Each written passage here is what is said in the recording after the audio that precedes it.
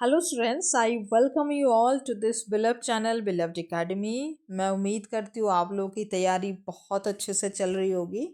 तो आज के इस वीडियो में हम सबसे पहले देखेंगे कि हमारी जो पेपर को अटेम्प्ट करने की क्या स्ट्रेटजी रहनी चाहिए, और फिर उसके बाद आपके जो सैम्पल पेपर है उस सैम्पल पेपर से मैंने कुछ कुछ क्वेश्चंस उठाए। कुछ 2 मार्क्स के हैं, 3 मार्क्स के हैं, 4 मार्क्स के हैं, और उनके आंसर्स मैंने यहाँ पे लिखे हुए हैं, जिससे कि आपको पता चलेगा कौन से नंबर के क्वेश्चंस को आपको कैसे लिखना है और कितना लिखना है। ओके, तो पहले हम थोड़ी थ्योरी की बात कर लेते हैं, बट फिर हम नेक्स्ट चलेंगे डेमोन्स्ट्रेशन पे कि एग्जैक्टली लिखना कैसे है। ओके, तो शुरू से शुरू करते हैं। पहली बात तो आपको सवाल जो है बहुत ध्यान से पढ़ना है।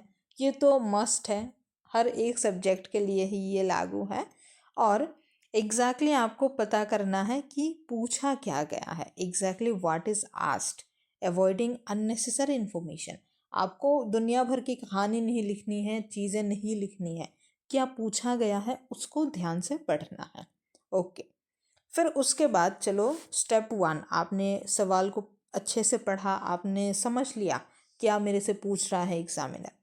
फिर उसके बाद आपका साइकोलॉजी का एग्ज़ाम है, तो आपको कोशिश करना है कि जितनी भी चीज़ें हो सके उनको करेक्ट साइकोलॉजिकल टर्म्स में लिखने की।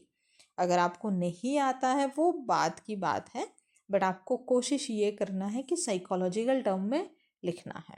ओके, और अगर पॉसिबल है तो रिलेवेंट एग्जाम्पल देना है, डायग्राम भी देना है जहाँ पे ज़रूरी लगता है या फिर पॉसिबल है।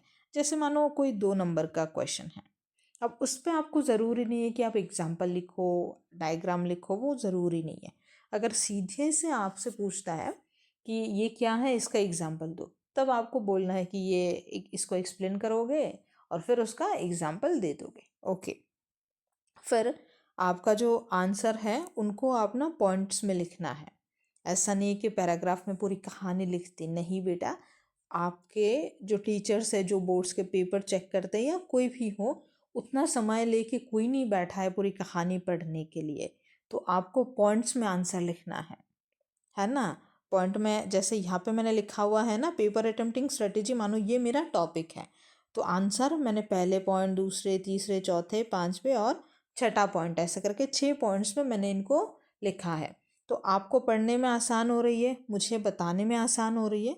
अब सोचो यही बात जो मैंने इधर लिखा है ना, इसको मैं कहानी के तरह एक पैराग्राफ में लिख देती, पढ़ने में मुझे दिक्कत आती, आपको समझाने में भी दिक्कत आती। और ये जो है ना अलग से मैंने लिखा है, पॉइंट्स में लिखा है, तो दिखने में अच्छा लग रहा है और बहुत फटक से मैं पढ़ पा रही हूँ।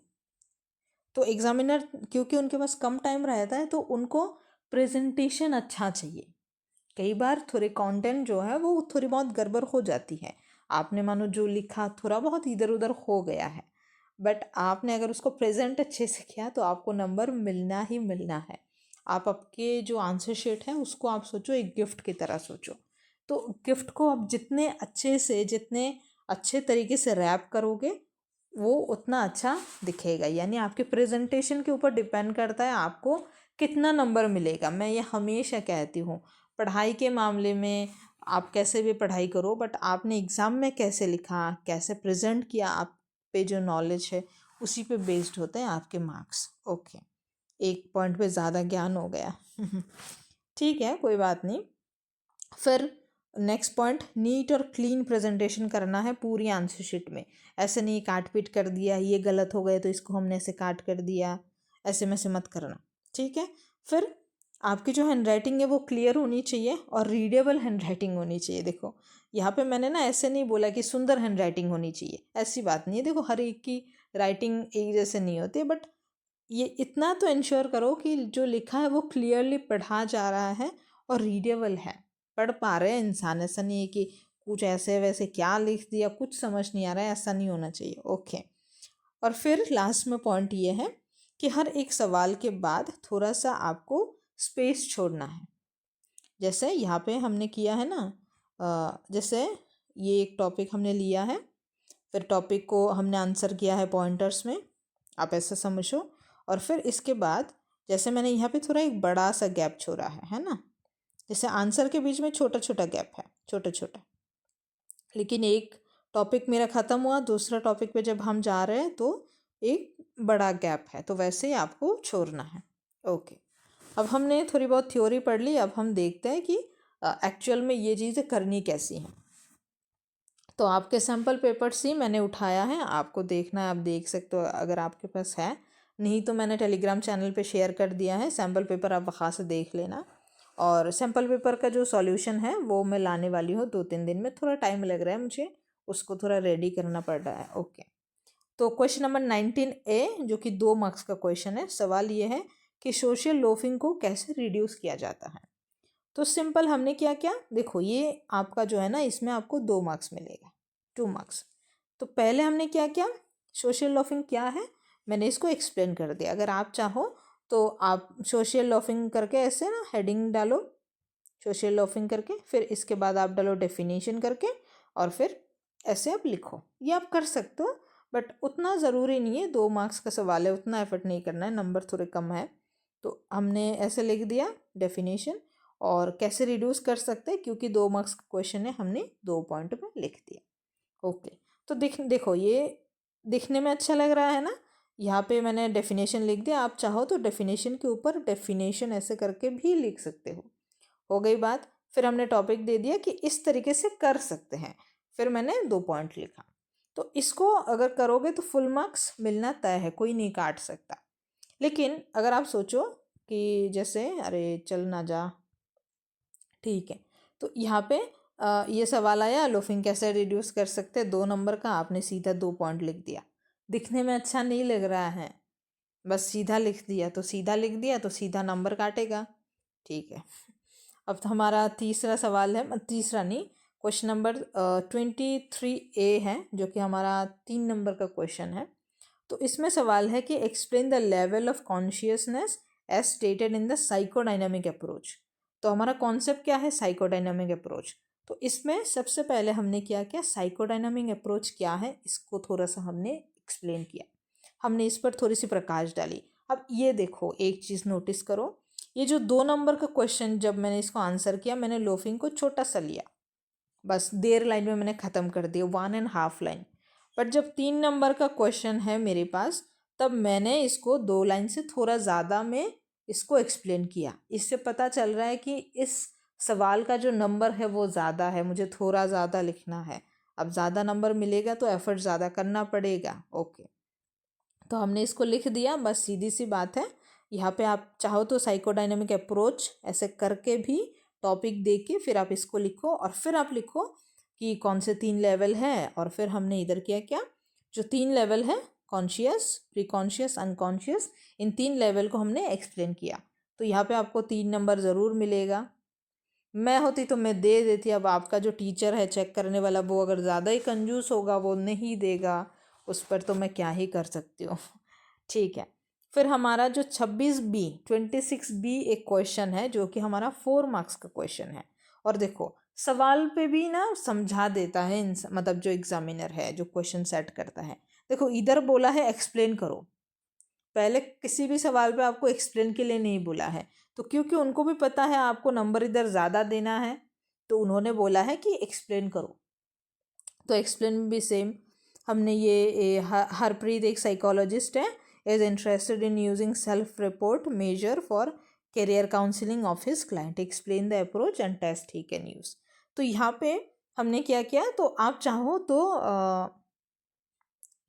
एक चीज़ आप यहाँ पे कर सकते हो, ये इसको मैंने किया नहीं है, बट यहाँ पे जो सेल्फ रिपोर्ट मेजर का जो है, interested in self report measure, तो आप सबसे पहले जैसे हमने शुरू में किया है ना, सेल्फ रिपोर्ट मेजर ये क्या क्या है, इसको आप चाहो तो एक टॉपिक ऐसे दे के आप इसको थोड़ा सा 2-3 लाइन में एक्सप्लेन कर सकते हो। और फिर आपने जो भी ये टेस्ट है सेल्फ रिपोर्ट मेजर में क्या क्या चीज़ें आ सकती है, उनको आप लिख सकते हो, ये आप कर सकते हो, इसमें कोई दिक्कत नहीं है। ओके, अब रास्ते से कोई जा रहा है, शायद कुत्ता भौंक रहा है, में से साइड में आपको शायद आवाज़ आ रहा होगा। तो यहाँ पे 4 पॉइंट है, तो क्या एक्सप्लेन किया हमने, जो भी 4 मेजर हैं उन 4 मेजर को हमने इधर लिखा है, और इधर देखो टॉपिक को लिखा हमने, एक्सप्लेन किया, फिर हमने एग्जाम्पल दिया। एक लिखा, एक्सप्लेन किया, फिर एग्जाम्पल दिया, और ऐसे करके 1 2 3 4 हमने कंप्लीट कर लिया। तो यहाँ पे अगर मैंने इसको एक्सप्लेन भी किया, साथ में एग्जाम्पल भी दिया, तो 1 नंबर मेरे को मिलेगा ना। ऐसे करके इधर मिलेगा। तो यहाँ पे ऐसे करके 4 नंबर का आप ये सवाल कर सकते हो। इसमें अगर आप चाहो तो वही मैंने कहा, ये लिखोगे तो ज़्यादा अच्छा होगा। ये जब एक्चुअली मैंने लिखा तब ध्यान नहीं दिया, बट अब मुझे लग रहा है कि अगर मतलब लिखा जाता है तो अच्छा रहेगा। ओके, तो यहाँ पे इसके बाद हमारा आएगा सबसे बड़ा वाला सवाल, जो है 6 नंबर का। तो यहाँ पे when does anxiety turn into A disorder, explain. तो यहाँ पे आप ध्यान दो, जहाँ पे हमको एक्सप्लेन के लिए बोलता है ना, तो वहाँ पे सीधा नहीं पूछता।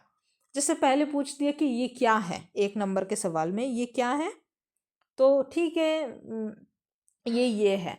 सोशल लॉफिंग क्या है, तो सोशल लॉफिंग यह है कि जब लोग ग्रुप में होते हैं तब थोड़ा कम काम करना चाहते हैं, सीधी बात, नो बकवास। बट जब सवाल बड़ा होता है, ज़्यादा नंबर का होता है, वहाँ पे एक्सप्लेन जब लगा देता है ना, तब वो आपके ऊपर एग्जामिनर छोड़ देता है कि आप अपने हिसाब से एक्सप्लेन करो, और तब वो आपका क्या नॉलेज है, कितना नॉलेज है उस सब्जेक्ट के ऊपर, उसको टेस्ट करना चाहता है। ओके, तो यहाँ पे एक्सप्लेन कर दिया। तो सीधे से हमने क्या किया कि एंजाइटी कब डिसऑर्डर में टर्न होती है, इसको हमने पहले दिया कि जब ये एक्सेसिव होता है, लॉन्ग लास्टिंग, ऐसे करके यहाँ पे हमने लिखा पहले।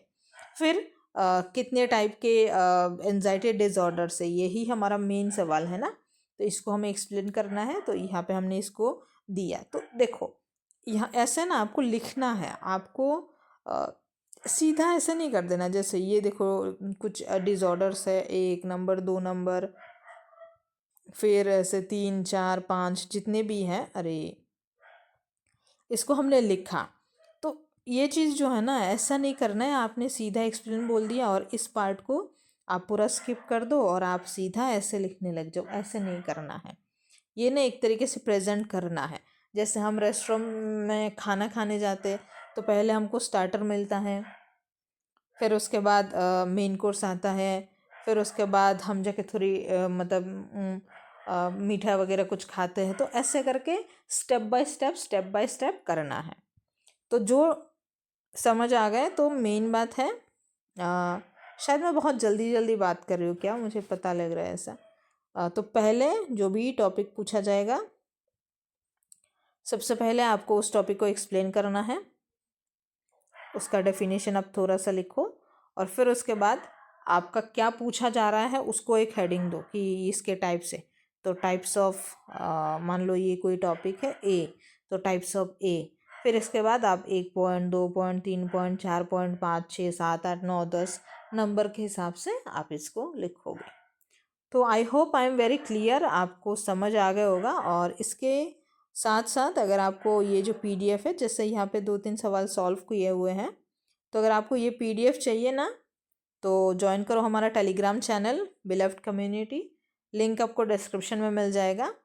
So that's all. मैं उम्मीद करती हूँ कि ये जो स्ट्रेटजी हमने यहाँ पे एक्सप्लेन किया है और जो भी बातें मैंने बताई हैं आपको काम आएगा, आपकी बहुत काम की है। So that's all, thank you so much. और इसके साथ साथ आपको और क्या चीज़ चाहिए आपके बोर्ड की तैयारी के लिए, हम 23 फरवरी के लिए तैयारी कर रहे हैं, तो उसके लिए आपको क्या क्या चाहिए नीचे ज़रूर से कमेंट करना। Thank you.